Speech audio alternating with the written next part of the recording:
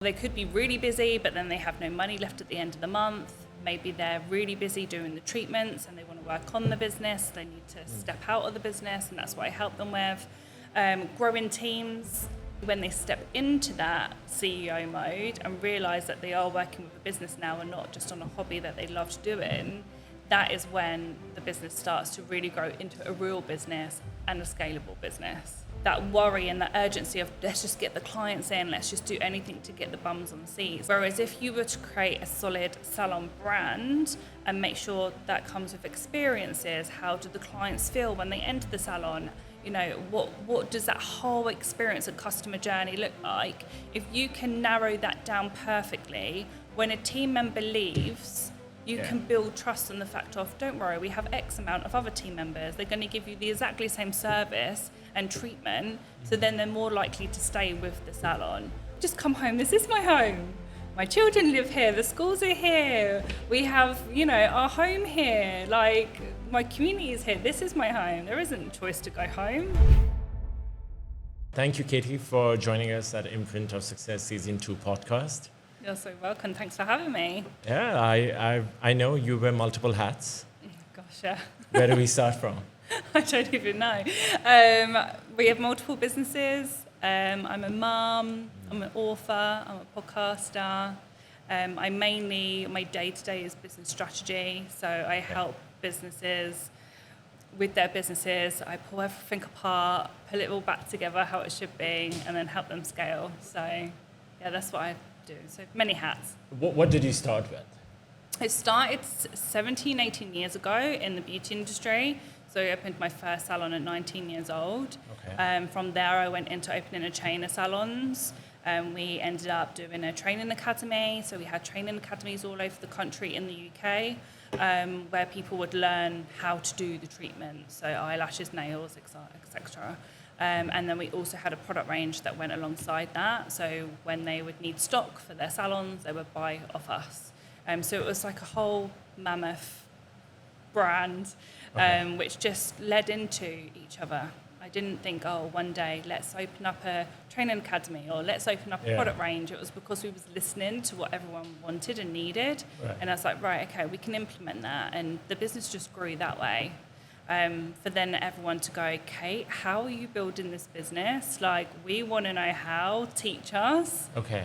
And that's when I went into the business coaching side of things. That's the fantastic. best thing I did. But this is pertaining to, obviously, the beauty industry on startups and how you mentor them? Yeah, so mainly my niche is the beauty industry. So that's beauty, hair, aesthetics, doctor-led clinics, any service-based providers, really. Okay. And then all my group work is the beauty industry, and then a one-to-one consultancy is any business, really. It doesn't matter what industry they're in.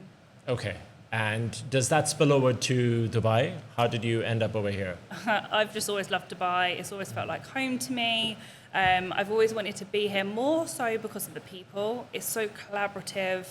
Everyone talks about business, and I just love being in that environment. So I've always had clients worldwide. We have clients UK, America, Australia, Dubai, but here was where I wanted to bring my children up. So that's why we moved here. Okay. And so the same salons are over here as well? So my salons were all based in the UK. We've sold those now, where they're done. Some closed, some sold. And then that was my chapter to come here. So now I look after my client salons here. Oh, okay. Fantastic. Yeah. So what do you do for them? What do I do for them? So it depends what they come into me for. Yeah. A lot of the time they're struggling either getting clients, they could be really busy, but then they have no money left at the end of the month. Maybe they're really busy doing the treatments and they want to work on the business. They need to step out of the business, and that's what I help them with. Growing teams.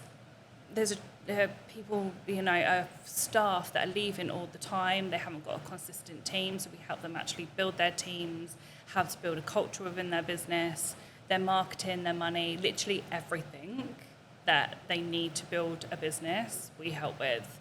And I think you see lots of people that help with specific areas. That might be they help specifically on social media, or they help specifically with teams. But where the business strategy part comes in, it's like, I just love business. I love it. Okay. I'm like, there's all areas of business, and that's where we just look at all the different parts, from the marketing, the money, the team management, like everything, and build on it as a whole rather than just one part of the business. So then the business is really strong now when it grows. You mentioned this right now. How can you be busy but broke? How can you be busy but broke? Pricing, always pricing, timing. So for us, we find a lot of the time that people are just looking at what other people are doing and they'll price their services around that.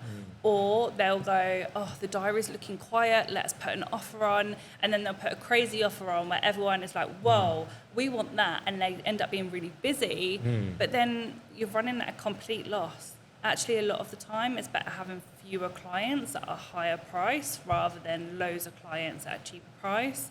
So that's where we find that they're busy but are broke at the same time. Yeah, I mean, how do you know, like, where do you draw that line on, dropping the price, especially in these times? Like, people might want to drop the price to get in more people. Where do you draw that line?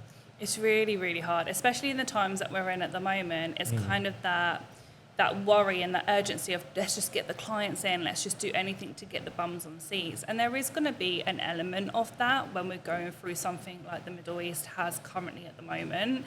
But I always like to call it like behind the scenes, backdoor marketing. Let's look after the current clients that you have had over all of these years. I'm sure there's loads of clients that haven't come back also, maybe in the last 6 months, a year. Let's reach out to them personally. Let's do behind the scenes offers rather than in front of house officers where everyone then sees, oh, they're putting another offer out. Oh, I'll try them next time because I know that they'll do a really good deal. We don't want to be a deal business, that bargain. I mean, who wants to be the cheapest business, right? Yeah. No one really wants to be that. No one definitely wants to be known as that. So there is ways to be able to get clients in without promoting the cheapest offers that you have. So you're saying retention, loyalty is the key. Yeah, and I've really found actually coming to Dubai that that's the one thing that people don't really focus on as much. There's very few businesses that are. It all seems to be word of mouth. It seems to be just seeing who books in an appointment as and when. There's no longevity of clients. They seem to be pouncing around, next salon, next salon. They don't seem to have many loyal, clients. Obviously, there's lots of salons that do, but from what I'm seeing, I'm observing at the moment, and especially with what we've gone through, it's like, where are the loyal, regular clients? And that's where people really need to focus on at the moment. I presumed loyalty would play a key role in such kind of beauty business in salons, that people like to stick to one if they're very happy with that service. Yeah. But how different is it? I mean, you've been doing this for so many years in the UK compared to here. How different is the same industry and doing business? It's very similar. I mean, it is all the same. It's just getting used to different people's buying behaviours here. Everyone here wants, they want an appointment now, they want it really quickly. But is that because of the team size? I mean, there would be a large number of team members in the same size of salon here compared to the UK. It's still very mixed. Sometimes there's small salons here and big salons, and same in the UK. That's very much the same. I think you're just always working with obviously different cultures and how business is done. In the UK, it's very much the salon owner is working in the salon. Here, that's not the case. So that's very different for us as well.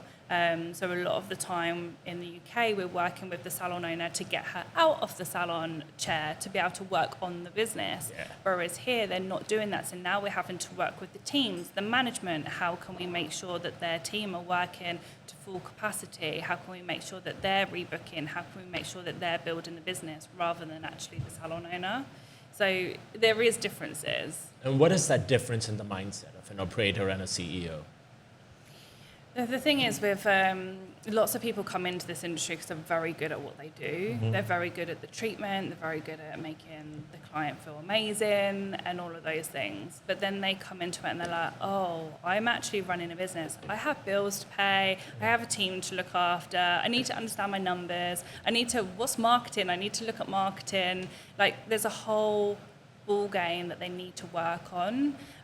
So actually when they step into that CEO mode and realise that they are working with a business now and not just on a hobby that they loved doing, that is when the business starts to really grow into a real business and a scalable business. And how do you help them scale up? How do I help them scale up? Working on their teams, their mindset is a massive one, because a lot of the time they feel very emotional to the business. They've got a connection with the business. So we have to get them to realize this is a business. It's basically a machine. We're here to make money. We can still be heart-led, but we are here to make money. That's why we're here. So really working on their mindset is a really big thing, as well as their teams. You're not like growing a business without having a really solid team and knowing how to manage a team as well. And is that retention there, or do they jump jobs? Like, how do you keep the team morale?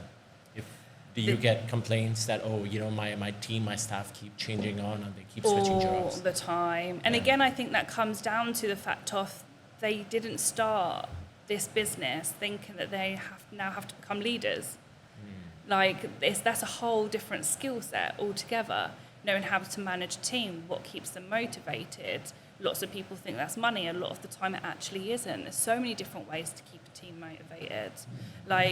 Actually leading a team is such a big thing, and actually if you've got a high team turnover, it's normally something that the leader is doing wrong. Obviously, team are going to leave, they're going to go into bigger and better things. I always see that's not a negative. You've helped them progress to that point, then go over to another role, and that's amazing. But we do want team to be able to stay with us for years and years and years. So how do you do that? You really need to look after them. You need to make sure they feel heard and seen. You need to make sure that you're keeping up with their education and that they're evolving too. They need to feel part of that team, not be a number. So there's so many different things when it comes to team to make sure that you do keep them, because it's very costly. New team coming in, training them, then them leaving again. My gosh, it's an absolute headache. So that's a real key thing that they need to look at. For retaining, we're speaking about a Dubai client loyalty. What are the factors they're looking like in terms of the order of priority? Do they look at the name, the brand image of the salon, the service, the price, or they specifically go to a salon asking for that particular team member that I'd like to use her service? Good one, because lots of people will go to the salon because of the team member if the salon hasn't created a brand. Yeah. So if the client is going to that particular team member, that's great. But then if that team member is going to leave, that client then leaves with them. Whereas if you were to create a solid salon brand and make sure that comes with experiences, how do the clients feel when they enter the salon? What does that whole experience and customer journey look like? If you can narrow that down perfectly, when a team member leaves, you can build trust on the fact of, don't worry, we have X amount of other team members. They're going to give you the exactly same service and treatment, so then they're more likely to stay with the salon. We see it so many times where team will leave and the salon is just broken because all of these clients they've worked so hard for have then got up and left because they've followed the team member. So it's really making sure that you create that brand. Why do clients stay? There's many reasons, and everyone's reason will be different, but normally it comes down to, yes, of course, the quality of treatment, making sure it lasts. It will always come down to the client journey. How does that client feel when they enter the business? Are they looked after? Are they offered tea, water? Are they, given the aftercare, the pre-care, the products? There's a whole 7 steps that needs to be met in a business before the treatment even really starts. Okay. So there's so much to look at regarding that. And where does the price point come into the picture? So you're always going to get clients that will look at price, but are we looking at price, or are we off just the thing that we're having done, just that treatment, or are we looking at the overall factor? The stats are something like 90% of people actually don't book somewhere on price. They don't consider. Okay. But we assume they do. We always assume, they're going to be cheaper than me, so maybe I need to lower my price. But they're looking at the quality, the products used, the staff members that you do have, how good they are, what do they get with that? Does it feel like an experience?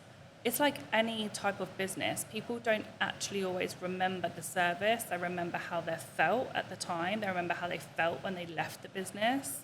Like, especially in the beauty industry, it's all about well-being now, self-care. It's so much more than just having the treatment. So if you can get that right as an owner, then actually it's like, how much value did they get for the price, rather than just thinking it's an exchange of treatment to finances. It's the value that needs to be there. Okay. But the price, would that ever play a role based on where they are located? Like a JLT salon versus a Marina salon versus a Palm? Because these are different demographics. 100% for sure. Yeah. Obviously, the overheads are going to be different. And this is why we look at each and individual business and being like, this is why you can't price what the person down the road is. Yeah. What your outgoings are compared to someone else's outgoings are going to be very, very different. Even if you were on the same road in the Marina, your outgoings are still going to be different. One might have a big team, one might have a smaller team, one might have really high-end equipment, one might not. So you have to price according to your business and then be super solid on the fact of, okay, what value am I going to give? So even if I am the higher priced one compared to the salon down the road, why are the clients going to come to me rather than them? And it's all building it up that way to make sure the value is there so much that the price isn't as much as of a factor. And what are the fastest or the highest selling service usually in a salon in Dubai, and which is different from UK? The highest service. What kind of service? Like, what do usually people book for? I'd say exactly the same in the UK across as well it is here in Dubai. Obviously, you've got your standard beauty treatment, so everyone's always wanting their feet done, their nails done, their brows done, their lashes done. That's kind of like your standard beauty, what we'd say. Worldwide, that's what everyone has done. It's always going to be a growing business if people keep up with the trends and obviously the products. And then you've got skin. At the moment, that is taking over everywhere. The aesthetics, the skin treatments as in microneedling. This is all under wellness. This is all under like wellness too, yeah. But skin is like a growing industry right now. Everyone wants longevity. How like aesthetics is a huge business, you know, your Botox, your fillers, etc. And they need to come every, 3-4 months, depending on what they're having done. But skin is all about wellness, the longevity, how often are they coming in to see the long-term results. So you're seeing a lot of things like skin plans right now. A client will come in, what can you do to me over the next 6 months? What journey do I need to go on for the next 6 months for my skin to improve and whatever issues they've got going on with their skin? It's a huge, huge growing industry that isn't slowing down. Is that more lucrative as well compared to the nails and the other? It is. It's definitely higher end services for sure. There is always talk of, you know, the basic beauty treatments aren't as high profitable as maybe the skin and the aesthetic treatments. But with the standard beauty treatments, which Dubai does very well here, is doubling up on the treatments. You're getting your hands and your nails done at exactly the same time. That's double money. That's more profit that hour. So there is ways to be able to definitely raise up the money. So you're using the same amount of time, but you're getting multiple services done. Definitely. So time plays the biggest role in assessing how much money you can make. Even just changing your treatment time 15 minutes shorter makes a massive difference on the overall, you know, income of the business.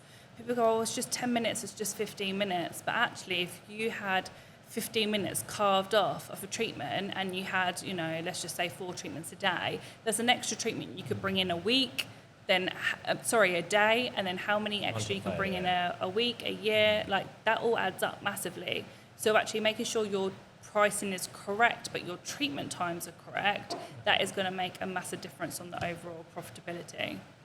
So Katie, here, Botox and fillers that you mentioned, they are not permissible in a salon. You have to be a licensed clinic for it. Correct, so does that compete with you? How do people decide if they want to use your service for skin tightening versus actually taking a Botox or anything else?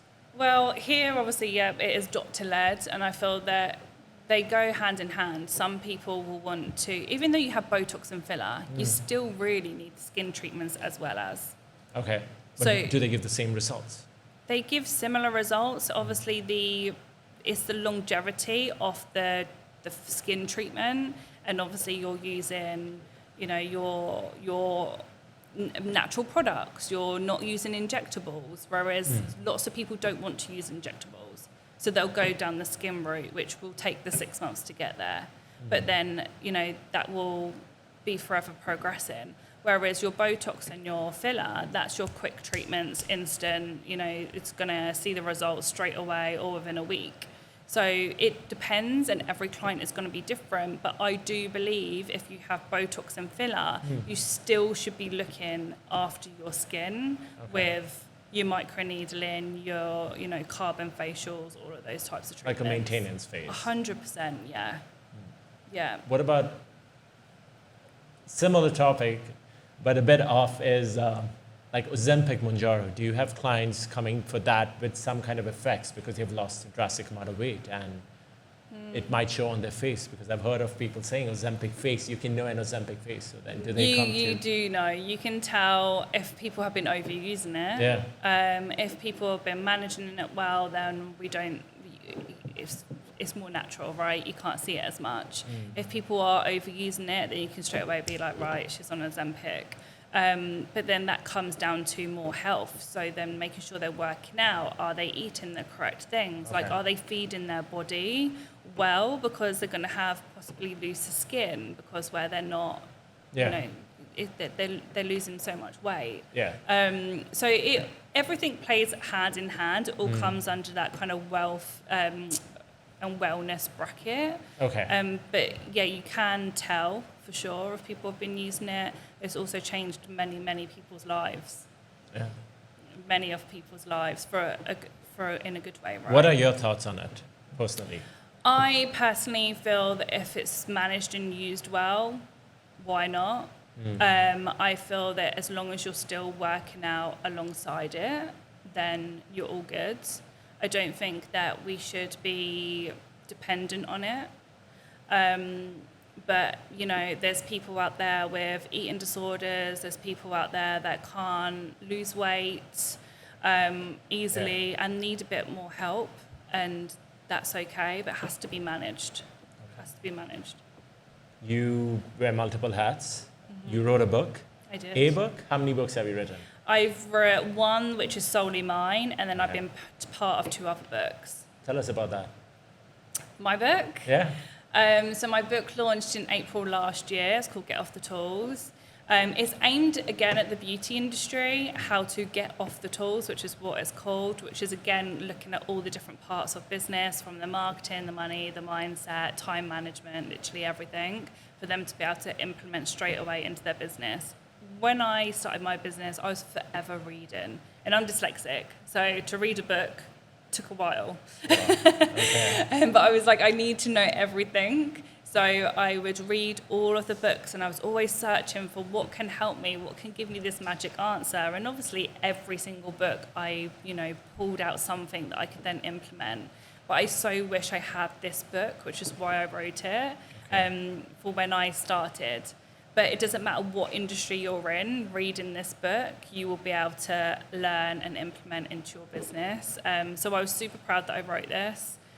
We hit #1 in 5 of the charts. It was Stephen Bartlett off the chart, a few other big people.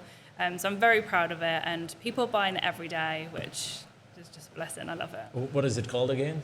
Get Off the Tools. Get Off the Tools. Yeah. And where can I find it? Amazon, Okay. Waterstones, bookstores like that, yeah, but mainly Amazon. All right. And what's the other book you wrote? Co-wrote. We've co-owned 2 other books, Brilliant Women, and oh my gosh, it's really bad. I can't even remember the other one. It was ages ago. Okay. Yeah, right. But now obviously I just promote my book. Got it. And you're a podcast host as well. Yes, we've got The Life of KG. I've been doing that now for 8 years. We have 8 seasons. I know, so a long time. I started that in my bedroom. I was like, I just want to help people and spread the word of all these things that I'm learning, and I don't want to make nothing from it. It really was just like a passion project. And it grew and grew and grew. And I remember doing the first few episodes just on my phone. like through my speaker, like, and just uploading them. I mean, it's embarrassing looking back and listening to them, but I won't delete them because I'm just like, that's how it started.